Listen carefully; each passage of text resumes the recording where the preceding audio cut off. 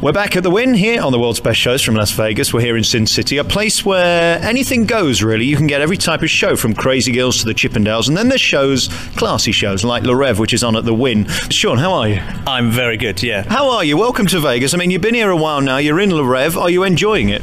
I'm jaded and dark, and I want to be in Crazy Girls. No, I'm good. It's great. Yeah, I've been here a while now. It's funny, when you first arrived, you're trying to work out what the hell this city's about, and it's like, yeah, it's not like a real thing. It doesn't have like the things I'm used to in London or around Europe and stuff. But now I'm realizing the weather's nice, and whenever I come back to England, I die of the cold and stuff.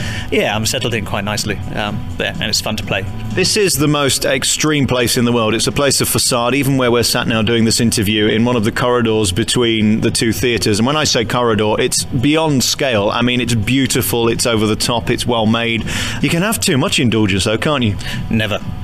Don't tell me that. They'll put me in the room back and beat me again. Don't tell me your front room looks like this. It's pretty similar, yeah. My front room has like marble elephants, and I lounge on little chaise lounges, and nakedly scant women come in and feed me with grapes. So yeah, not dissimilar to this. Yeah, it's full of curtains and banquettes. Yeah, it's very similar to my life back in Forest Gate in London, yeah. How did you end up here? Because you're in one of the most unique shows here in Vegas. Reve is very popular. They had to put a show on that was great because the Wynn is great itself, and they have standards to keep. How did you end up here? I think I just sort of went into the wrong room at the wrong time, I think. No, I mean, I've been in England. I suppose I started off as an actor, then I went into the much discussed Millennium Dome. There was a show. In fact, most of the English come from the Millennium Dome show because they were all eras trained from that. Went into circus, and just really, this one came up and auditioned, thinking actually I didn't really want to do this. And then when they offered me the job, I was like, why not? I fancy grapes and marble elephants. So I thought, let's give it a go, you know. You're not the first guy who said to me that you've come from the Millennium Dome. What was it like from your perspective being in it? Was it a success, or was it the disaster that we perceive it as from the outside? Well, it's funny because we went in and there was a big talk about legacy when we arrived in. They trained, all in all, I think, I actually can't, forgive me, I can't remember the numbers, but I think there was like 40 of us. There was 2 casts as far as aerialists go.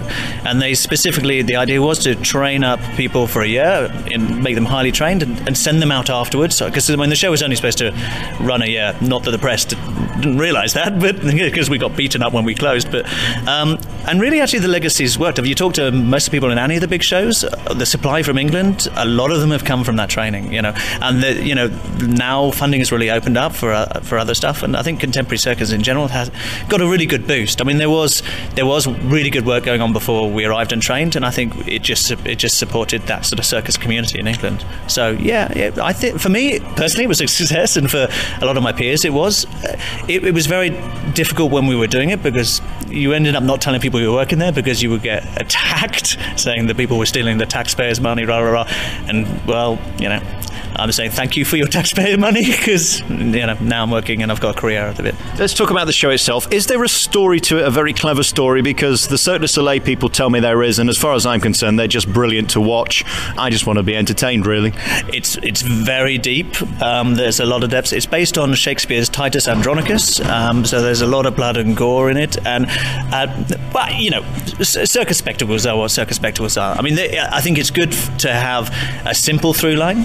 We have, it's a dream, which is a very simple holding forms. You have, at the moment, a gorgeous girl arrives, she comes, goes through a various series of experiences and falls in love, gets scared, gets dropped from the ceiling, as you do when you're in a dream, and leaves again. And, for me, a lot of the circus shows have a very simple holding form. Man arrives, man experiences, man goes. And that's really what you need. And like I said, it's an amazing spectacle with people, world-class people doing amazing feats. And that holds itself, I think, And if it ain't got a love story, people aren't interested in the first place, are they? I guess not, no. Let's talk about the physical side of being in this show. How do you prepare? Do you have to be in the gym 20 hours a day? I'm having a little bit easier now because now I'm a clown in the show. So I actually still train because at some point when I leave this, I'm going to have to climb a rope again. But there's a lot of training goes on. I mean, on average, I would say people would train 2 to 3 hours before the show. That's either going through scenes to maintain skills or their own personal training. Then they'll do a warm-up, do the show, and a group of us train in between the show as well, because when you've got that redundant gap, you don't really want to eat too much because you don't want to throw yourself out and eat, so you keep training. And there's just a sort of a general maintenance goes on. So it's very physical, but once you hit that level, you kind of tick over, and you know towards when the holidays are coming up, that's when you're starting feeling fatigue, and that's when you start getting people dropping by the wayside. But otherwise, yeah, it's good to be that physical for a while. This show involves water, and that always fascinates me. That's not something I'd want to be part of, every night being wet through and drying off. How do you deal with that? Actually, for me specifically, I'm allergic to chlorine, so there's an extra issue that goes along with that. So I have to prepare myself with baby cream from head to foot to protect myself, scrape it off. We have showers backstage. As soon as we go out, we kind of soak ourselves down, and until we sorted out the cold issues in the winter, because Vegas does get quite cold in the winter, it was freezing because you got soaking wet clothes and you'd get out and shiver, or you'd have wind on stage, but you just kind of get used to it. You had wind on stage? We had a lot of wind on the stage, yeah. Can you take tablets for that or something? Just plugs. That's probably the best thing. How much danger is actually involved from your point of view? Because wherever there's water, there's danger. Wherever there's jumping from great heights, there's danger. And wherever there's technology, there's danger. It depends if you want me to toe the party line or not. No, tell us the truth. Okay. Well, I mean, you don't do this sort of work without knowing there's some sort of risk. I mean, the basic principles of any circus, whether you're doing sort of traditional tent tour or a show like this, is you really know what you do before you go on stage. So any big tricks you're trying, you train them hundreds of times off stage before you go on stage to do stuff. So the idea is that when you get on stage, you're totally confident.